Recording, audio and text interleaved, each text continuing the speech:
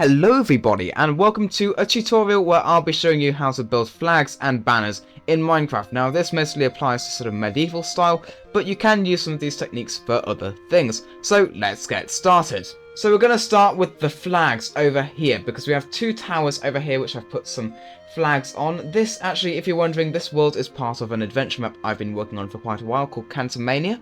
I have a few videos on that from a very long time ago. But yeah, I'll use this for the tutorial today. So this is a type of flag you can do, and there are two types I mainly use for medieval. So for example, there's this where it sort of stays in one piece and goes to the end, and there's another one which you can either say is ruined, or there are actually flags like this from medieval times where they sort of split like that and go different directions. So we'll start with this one. So how do you build a flag in general? Because this is really complicated. It may seem it, but actually it isn't. So you can see here, we've got two different bands of colour. And of course you could just have one band of colour if you're just having one colour, but quite often in medieval flags you'd have two colours, quite often contrasting. But how I do this is I basically make it by sort of doing it slightly randomly. I sort of try to not think about it too much. So for example, what I've done here is I've just built a random sort of shape, right? And then I've decided, oh, I'll go out this way, so then I build another random shape coming off that. And then I could say, oh, right, I want to make it slightly shorter, so I'll just remove one of the blocks from the bottom, etc. I could just continue doing this over and over again. A lot of this stuff with building seems really complex, but a lot of builders just don't think about stuff, and that is how it actually looks good. If you don't think about things while you're building, especially like gradients and texturing, I mean, you have to do a little bit of thinking, but if you try to not pay attention to what you're doing, sometimes you can have really nice things coming out of it, like these flags, because I just try to not pay attention as much as possible. Now, the other flag is slightly more complicated, because you aren't having it staying together. Of course, with that one, you have it going to one block, but you've got to have this one going to 2 blocks. So what you've got to do is, say, you just need to decide a certain distance away, you're going to start to make them split. So you've got that same part, but you don't want to make this a bit shorter. You want to keep it the same until it gets to the point where it splits. So here you'll then want to make it sort of randomly come off, sort of slightly gradually, like sort of diagonal. Of course, this one's in the wind, so it's flying quite weirdly, and that's why it doesn't look necessarily very good. But we've got another one over here, which is on a small scale, which looks quite nice, and we've got a massive one up here of the same style, which you might find it easier to see because it's bigger and more detail. So you can see what I've done here. You can do this on a small scale, but you can have it sort of coming out like that, a sort of diagonal shape coming out, and you just sort of make it sort of flow down to the end where it stops. Now, I'm not going to show you how I would build it. I'm not going to like record myself building one, but I'm taking you through the steps I use when I'm building these, because you see there's weird blobs like this coming out and stuff like that, but what you need to do is ignore those, let them exist, let imperfections be imperfections, because it makes the build look way better, because just that little bit makes it look like there's probably a fold in the flag here, maybe a bit is being extra caught by the wind, etc, and it just looks really nice. Now that is flags, all I can do on flags. But now we're going to look at medieval banners, and quite often you have these hanging outside of castle walls or on towers. So we're not using Minecraft banners for this, we're going to use our own. So there are 3 main types I've assembled here, which I quite often use, and these are sort of historical as well, that is quite common. So we've got this where we've got the split. This is a split banner where you've got 2 different colours, which is quite common, and you can always do a little bit of detail if it's like 5 wide or odd numbered wide. You can do this, which looks quite nice anyway.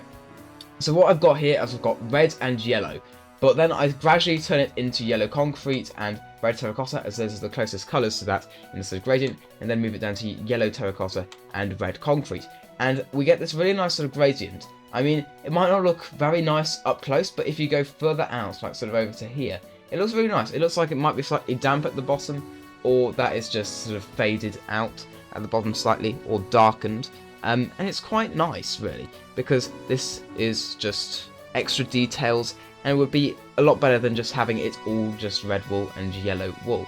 If you don't particularly like the terracotta colour, you can just leave it as concrete, or even put in some concrete powder. Just make sure the concrete powder isn't at the bottom.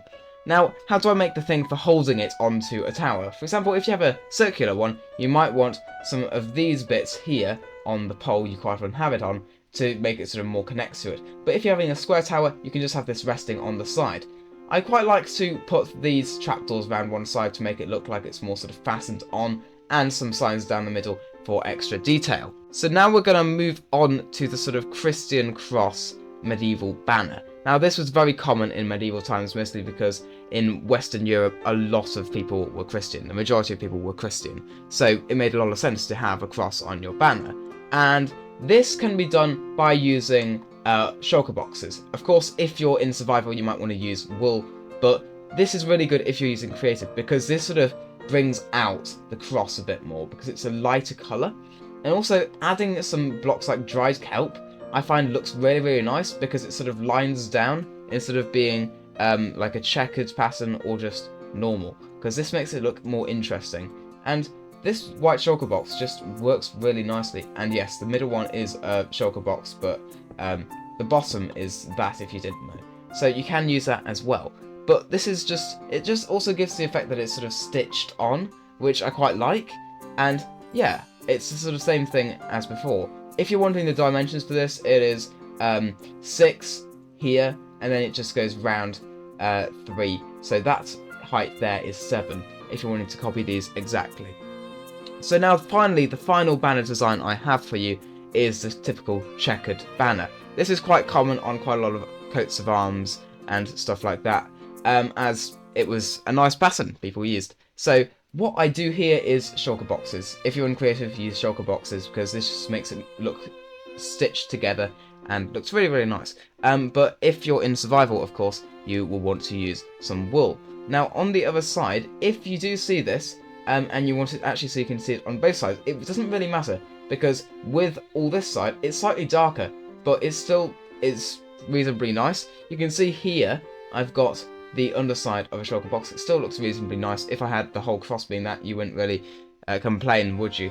But this whole thing, it's reasonably simple. Banners are a lot more simple than flags. Well, if you did enjoy this video, please hit the like and subscribe button, as it will really help me out.